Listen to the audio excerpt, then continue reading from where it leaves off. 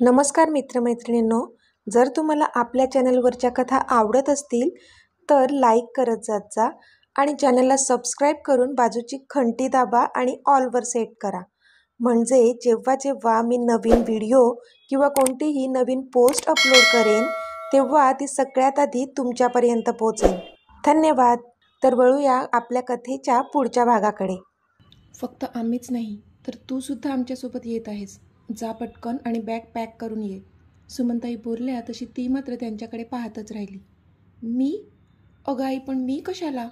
युविका काही बोलणार त्याआधीच सुमनताईने तिला हाताने अडवलं.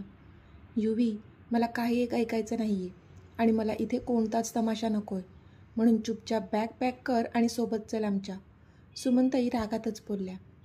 पण आई, झालंय काय? युविकाने विचारलं. युवी, जा आणि बॅग पॅक करून खाली ये. सुमनताई डोळे मोठे करून बोलल्या. तशी युविका घाबरलीच. आता पुढे. युविका मात्र रागाने पाय आपटतच तिथून वर निघून गेली, कारण तिची आई तिला काही बोलूच देत नव्हती. मिहिका पण युविकाच्या पाठोपाठ केली. युविका रागारागानेच तिची बॅग भरू लागली होती. तोच मिहिका तिच्या बाजूला येऊन बसली. ताई, माहीत नाही काय झालंय ते. आई तर बोलली होती की आपण अजून 2 दिवस राहणार आहोत, पण अचानक तिला काय झालं कळलंच नाही. मिहिका बोलत होती. ती पण तिच्या ताईला तशी बघू शकत नव्हती, कारण युविकाच्या डोळ्यात पण पाणी होतं. पण युविकाचं मात्र तिच्याकडे लक्ष नव्हतं. तिला तिच्या आईला आज आधीबद्दल सांगायचं होतं आणि आईचा हा असा मूड बघून तिच्याशी तिला ह्या विषयावर बोलता येईल की नाही हा देखील प्रश्नच होता तिच्यासाठी. तिला मात्र त्याचंच टेन्शन आलं होतं. ताई, बोल ना गं काहीतरी. मिहिका युवीला हलवत बोलली, कारण युवी काहीच बोलत नव्हती. मिहू, आत्तूला माझी आणि अक्षयची एंगेजमेंट करायची आहे पुढच्या आठवड्यात, आणि त्याआधीच मला आईला माझ्या आणि आधीबद्दल सांगायचं होतं. पण बघ ना आईचं मूड कसं आहे. ती एवढी कधी चिडत नाही आपल्यावर, आणि घरी जायचंच होतं तर मला विचारलं असतं तिने आधी, पण नाही, तिने मला काहीही न विचारताच स्वतःहूनच ठरवलं की मला इथून घेऊन जायचं आहे. पण का? मला काहीच कळत नाही, युविका बोलली. ताई, जेव्हा तू बाहेर गेलीस ना तेव्हा सविता आत्या आल्या होत्या रूममध्ये, मिहिका बोलली. हो, माहिती आहे मला. मी असतानाच आल्या होत्या त्या. त्यांच्यामुळेच तर मी आईला काही सांगू शकले नाही, युविका तोंड पाडत बोलली. अगं म्हणजे सविता आत्या रूममध्ये येण्याआधी आईचा मूड चांगला होता, पण त्या बराच वेळ इथे रूममध्ये होत्या आणि त्यांच्यात नक्कीच काहीतरी बोलणं झालं असेल ज्यामुळे आईचा मूड बदलला. कळतंय का तुला मला काय म्हणायचंय? मिहिका बोलली तशी युविका पण एकटक तिच्याकडे पाहू लागली, कारण मिहूच्या बोलण्यात तथ्य नक्कीच होतं. पण सविता आत्याने असं आईला काय सांगितलं असेल की ज्यामुळे आई इतकी चिडली? आणि आईने आत्तूला काय सांगितलं असेल? आत्तू अशी तडकाफडकी जाऊ देईल का आम्हाला? युवी आता विचार करू लागली होती. अगं युवी, झाली का पॅकिंग? आकांक्षा आत येत बोलल्या. तशी युविका अजूनच शॉक झाली. हो आत्तू, बस होतच आली आहे, युविका कसंनुसं हसत बोलली. अगं सुमन बोलली मला की ऑफिसमध्ये काहीतरी प्रॉब्लेम झालाय आणि त्यासाठीच तिला असं लगेच जावं लागत आहे. तिने मला विचारलं की तुला घेऊन जाऊ का म्हणून. तिला तुझी हेल्प होईल तिथे, म्हणून मग मीच बोलले की तुला सोबत घेऊन जा म्हणून. यशराज भाऊजींना मी सांगेन. आणि असंही तू सुट्टीवरच आहेस ना, आकांक्षा बोलल्या. तसं युविकाला कळलं की तिच्या आईने आत्तूला काय कारण दिलंय. युविकाने एकदा तिच्या आईकडे पाहिलं, पण त्यांनी चिडून दुसरीकडे नजर फिरवली.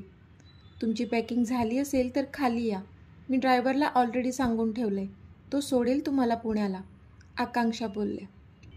अहो वंस, त्याची काहीच गरज नाही आहे, खरंच, आम्ही ट्रेनने जाऊ, सुमनताई बोलल्या. गरज कशी नाही, उलट आरामात जाल, आकांक्षा बोलल्या. अहो पण, सुमनताई बोलतच होत्या की आत्ता पण बिन काही नाही. हां, चला, आकांक्षा हसून बोलल्या. त्यावर मात्र सुमनताईंचा नाईलाज झाला आणि त्या त्यांच्या पाठोपाठ निघाल्या. युवी आणि मिहू पण त्यांच्या पाठी गेल्या. त्या सगळ्यांनी खाली येऊन सगळ्यांचा निरोप घेतला. युविकाची नजर मात्र त्याला शोधत होती, पण तो मात्र तिच्या नजरेस पडत नव्हता, म्हणून ती अजूनच अस्वस्थ झाली होती. तिने त्याचा नंबर पण डायल केला होता, पण रिंग वाजूनही तो फोन काही उचलत नव्हता, म्हणून तिचा धीर अजूनच सुटत चालला होता.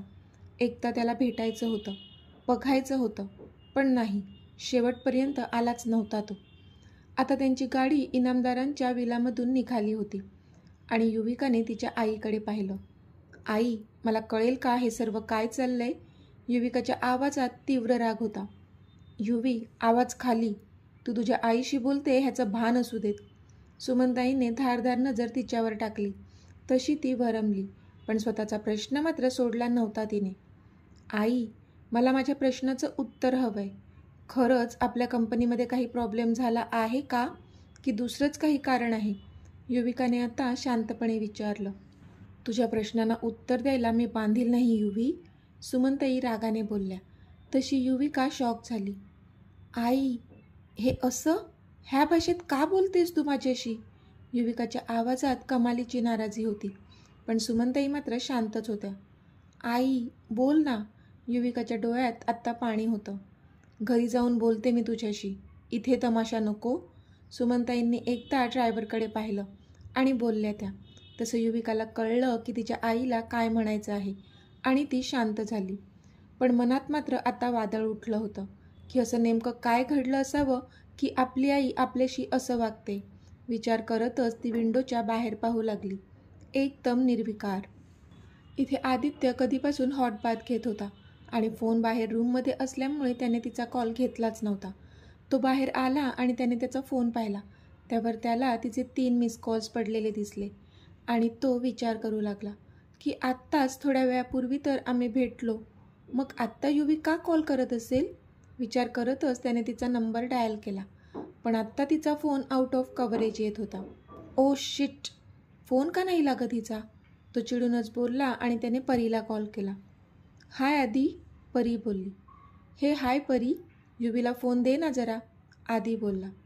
अरे, पण युवी तर केव्हाच गेले इथून, परी बोलली आणि तो शॉक झाला. अच्छा, बरं मग घरीच असेल, मी बघतो हां, थँक्स, तो बोलला आणि त्याने फोन ठेवून दिला. पण परी मात्र विचार करू लागली की आता ह्याला काय झालं. इथे आदित्य त्याच्या रूममधून बाहेर आला. त्याने एकदा तिच्या रूमवर नजर फिरवली, पण कोणीच नव्हतं रूममध्ये. मग तो पायऱ्या उतरून खाली आला. आता त्याची नजर पूर्ण हॉलमध्ये तिला शोधत होती, पण ती काही त्याला दिसत नव्हती. ती घरात असेल तर दिसेल ना. त्याने बाहेर जाऊन पण पाहिलं, पण नाही, गार्डनमध्ये पण नव्हती ती. तसा तो अस्वस्थ झाला, पण विचारणार कोणाला? इतक्यात त्याला आकांक्षा किचनमधून बाहेर येताना दिसल्या आणि तो पळतच त्यांच्याजवळ गेला. छोटी आई, त्याने आवाज दिला. हो आदी, बोल ना, आकांक्षा बोलल्या. नाही, ते कोणीच कसे दिसत नाहीत, म्हणून म्हटलं तुला विचारावं, त्याने कसंनुसं स्माईल करत विचारलं. सगळे नाश्ता करून आपापल्या रूममध्ये गेले. अरे, आज तुला उशीर झाला आणि अक्षय हॉस्पिटलला गेलाय. तुला कोण हवं आहे? आकांक्षांनी विचारलं. तसा तो चपापला. मला? नाही, कोणीच नाही, आधी चेहऱ्यावर फेक स्माईल आणत बोलला, कारण तो सरळ सरळ युविकाबद्दल आकांक्षांना नव्हता विचारू शकत. इतक्यात, ए पनीर टिक्क्या, इकडे ये, आजींनी त्याला आवाज दिला. तसं त्याने तिकडे पाहिलं. आजी सोफ्यावर बसल्या होत्या. अरे यार, आज्जू आहे ना. स्टुपिड आदी, तुला हे आधी का नाही सुचलं? मनातच स्वतःला दूषणे देत तो पटकन आजी होत्या तिकडे गेला. आज्जू, त्याने आवाज दिला. तशी आजीच्या ओठांवर एक खट्याळ स्माईल आली. त्यांना पण माहीत होतं की त्यांचा पनीर टिक्का त्याच्या चष्मेसाठीच इतका अधीर झाला होता. काय? आजी मुद्दाम त्याची मज्जा घेत होत्या. आज्जू, युवी कुठे आहे? त्याने विचारलं. मला माहीत आहे तुझी युवी कुठे आहे ते, पण सांगितलं तर बदल्यात मला काय देशील? आजींनी विचारलं. तसा तो भुवया उंच करून आजीकडे पाहू लागला. तू मागशील ते देई नको, पण आधी सांग, त्याने अधीरतेने विचारलं. नक्की? आजींनी विचारलं. हो ग माझी आई, नक्की, तो बोलला. बरं, मग तू मागच्या आठवड्यात ते नवीन हेडफोन मागवलेत ना, ते मला हवे आहेत, आजी बोलल्या. तसा तो प्रश्नार्थक त्यांच्याकडे पाहू लागला. आज्जू, तुझ्यासाठी नवीन ऑर्डर करतो ना मी, ते कशाला हवेत तुला? तो बोलला, कारण ते हेडफोन यायलाच त्याला 15 दिवस लागले होते. आता आजीला दिले तर पुन्हा वेटिंगमध्ये किती दिवस लागतील माहीत नव्हतं त्याला. नवीन नको, तेच देत असशील तर सांग, नाहीतर जा, मग मी नाही सांगणार तुझी युवी कुठे आहे ते, आजी तोंड फुकवून बोलल्या. ओके फाईन, दिले, सांग आता, त्याने तोंड पाडत सांगितलं. तशी आजी खुश झाली. युविकाच्या कंपनीत काहीतरी प्रॉब्लेम झाला आहे म्हणे, म्हणून सुमन तिला पण घेऊन गेली आहे, जेणेकरून तिला हेल्प होईल. 2 दिवसांनी पाठवेल युविकाला इथे असं म्हणाली ती. आजी बोलल्या पण इथे आधी मात्र सुन्न झाला होता. पुढचे 2 दिवस आपण तिला बघू शकणार नाहीत, भेटू शकणार नाहीत, म्हणून अपसेट झाला होता तो. पण बिचाऱ्याला अजूनही खरं कारण मात्र माहीत नव्हतंच. जेवढं आजीने सांगितलं तेवढंच माहीत होतं त्याला, पण आजीला पण कुठे खरं कारण माहीत होतं. इथे अक्षय आता हॉस्पिटलमध्ये पोहोचला होता आणि तोच त्याचा फोन वाजला. फोनवरचं नाव पाहूनच त्याला आश्चर्य वाटलं आणि त्याने तो फोन उचलला. हां बोल, अक्षय बोलला. तुझ्यासाठी माझ्याकडे खूपच महत्त्वाची बातमी आहे. आत्ताच्या आत्ता मला भेट, समोरची व्यक्ती बोलली. काय आहे ते फोनवरच सांग, मला अजिबात वेळ नाही आहे भेटण्यासाठी, तो कंटाळून बोलला. बातमी तुझ्या होणाऱ्या बायकोबद्दल आहे. जर जाणून घ्यायचं असेल तर लगेच भेट, मी ॲड्रेस पाठवला आहे, समोरची व्यक्ती बोलली आणि फोन कट केला. अक्षय मात्र आता कपाळावर 2 बोटं घासून स्वतःला शांत करत होता. त्याने दिव्याला तर ब्लॅकमेल करून स्वतःच्या बाजूने वळवलं होतं, पण अजून पुढे आत्ता हे काय वाढून ठेवलं आहे त्याचं पुन्हा त्याला टेन्शन आलं होतं. आई काय झालं आहे तुला, तू असं का वागत आहेस माझ्याशी, युविका बोलली. ते आत्ताच त्यांच्या घरी पोहोचले होते आणि घरात शिरताच युविकाने सुमनताईंवर प्रश्नांची सरबत्ती सुरू केली होती. आई सांग ना, खरंच ऑफिसमध्ये काही झालं आहे का, पण त्यासाठी तू माझ्यावर का रागवत आहेस, आपण दोघी मिळून सॉल्व करू अगं जो पण प्रॉब्लेम असेल तो, युविका बोलली. प्रॉब्लेम तर झाला आहे, पण तो आपण दोघी मिळून नाही तर मी एकटीच सॉल्व करणार आहे, सुमनताई बोलल्या. म्हणजे, युविकाने न समजून विचारलं. युवी, किती जास्त विश्वास होता गं माझा तुझ्यावर, तू असं काही वागशील असं स्वप्नात पण कधी विचार नव्हता केला मी, सुमनताई डोळ्यात अश्रू आणून बोलल्या. आई काय झालं आहे, मी काही चुकीचं वागली आहे का, अगं सांग ना, युविकाने विचारलं. तिला पण आता भीती वाटत होती की तिच्या आईला नक्की काय आणि कसं समजले. मी कुठे कमी पडले मलाच कळत नाही तुम्हाला संस्कार देण्यात, हे सगळं पाहण्यापेक्षा मला मरण आलं असतं तर बरं झालं असतं. घराची इज्जत घालवलीस तू, कुठे तोंड दाखवायची जागा शिल्लक नाही ठेवलीस तू, सुमनताई डोळ्यांना पदर लावत बोलल्या. तशी युविका त्यांच्यापासून 2 पावलं मागे सरकली.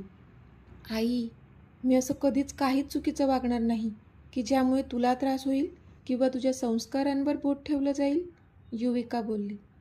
हो का, मग हे काय आहे, का आमच्या अब्रूची लक्तरे वेशीवर टांगायला निघालीस तू हां, सुमनताई तिच्यासमोर एक व्हिडिओ दाखवत बोलल्या. त्यांच्या डोळ्यात जणू अंगार फुलला होता. पण तो व्हिडिओ बघूनच युविकाने मात्र मान खाली घातली. मिहिकाने पण पाहिलं आणि तिने तोंड दुसरीकडे फिरवलं, कारण त्या व्हिडिओमध्ये युवी आधीचा इंटेन्स किस सुरू होता. युविकाला थोडा अंदाज आला होता की तिच्या आईला नक्कीच आधीबद्दल कळलं असेल, पण हे असं काही समोर येईल याची अजिबात कल्पना नव्हती तिला कळलं होतं, काल रात्रीचाच तो व्हिडिओ होता, पण एवढ्या रात्री तो व्हिडिओ कोणी काढला असेल हे मात्र तिला कळत नव्हतं. बोल, आहे उत्तर तुझ्याकडे ह्याचं, काय आहे हे सगळं, ही सगळी थेरं करायला गेली होतीस का इनामदारांच्या घरी, सुमनताईने रागात विचारलं. तसा युवीच्या डोळ्यांतून अश्रूचा एक थेंब खाली पडला, कारण तिची आई खूपच चुकीच्या पद्धतीने त्यांच्या नात्याला पाहत होती, म्हणून वाईट वाटत होतं तिला. पण तिच्या आईचं पण काहीच चुकत नव्हतं, कळत होतं तिला, कारण आईला खरं काय आहे हे अजून माहीतच नव्हतं, जे आत्ता तिलाच नीट समजावून सांगावं लागणार होतं त्यांना. अगं बोल ना, अशी गप्प उभी राहू नकोस युवी, माझ्या रागाचा अंत पाहू नकोस, बोल काहीतरी, सुमनताई खूपच चिडून बोलल्या. आई, माझं प्रेम आहे आधीवर आणि आधीचं सुद्धा माझ्यावर प्रेम आहे, युविका एक औंढा गिळत बोलली. तसा सुमनताईंनी तोंडावर हात ठेवला. काय, आणि हे असं तोंड वर करून सांगायला लाज नाही का वाटत, सुमनताई चिडून बोलल्या. आई तू शांत हो आधी, हे बघ मला हे तुला सांगायचंच होतं, तुला आठवतं ना कालपासून मी तुझ्या पाठी फिरते की मला तुला काहीतरी सांगायचं आहे महत्त्वाचं, ते हेच होतं अगं, पण हे चुकीच्या पद्धतीने तुझ्यासमोर आलं आहे म्हणून तू इतकी चिडली. मी तुला सगळं समजावून सांगते, युविका बोलली. बास कर युवी, बंद कर तुझी ही नाटकं, होती नव्हती ती सगळी लाज सोडली आहेस का गं, अगं तुलाच अक्षय आवडायचा ना लहानपणापासून, आणि म्हणून तू त्याच्याशी लग्न करण्यासाठी होकार दिलास, तुला विचारूनच मी गोष्ट पुढे सरकवली होती ना.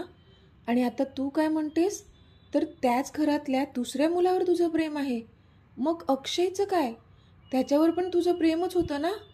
मग ह्या 6 महिन्यात असं काय झालं की तू अक्षयला सोडून त्याच्याच भावाच्या प्रेमात पडलीस?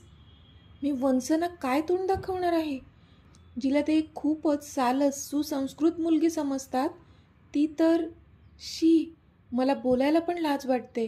मला कळतच नाही की ही तीच युवी आहे का जिला मी लहानपणापासून पाहते, जिच्यावर मी अगदी योग्य संस्कार केलेत. सुमनताईंचा पारा आता चढला होता आणि इथे युवी मात्र सुन्न झाली होती.